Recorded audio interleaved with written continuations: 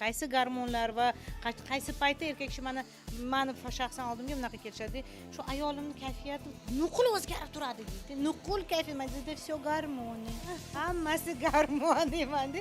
Shuni tasdiqlab bering yoki unday emasmi? Bilmadim. Albatta, bizlarni gormonlar boshqarishadi. O'zi gormon deganda nima tushuncha? Oddiy til bilan aytganda, gormon bizada shunaqa bezlar bor, organizmda juda ham ko'p, u yerda ishlab chiqariladigan va organizmda ma'lum bir kimyoviy jarayonlarga ta'sir qiladigan moddalar, aktiv moddalar, bular gormonlar deyiladi. Ya'ni har doim bizda gormonlardan qo'rqaman, juda ko'p aytishadi. Gormon yozmang menga, iltimos.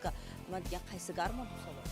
Qaysi gormon desam, masalan, deksametazon yozmang. Ha, xo'p, deksametazondan tashqari yana bilasizmi? 100 tadan ortiq gormon borligini deyman. Deksametazon xavotir olmang, men ham yozmayman deyman deb boshqa gormonlarchi deb savol beraman deb.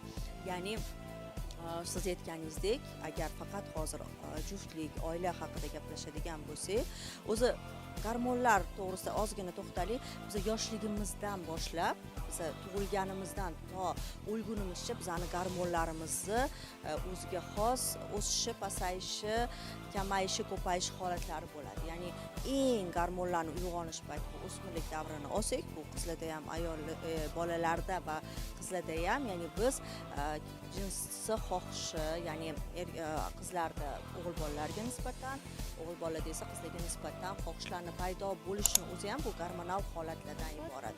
Ya'ni buni hech qachon to'xtatib bo'lmaydi.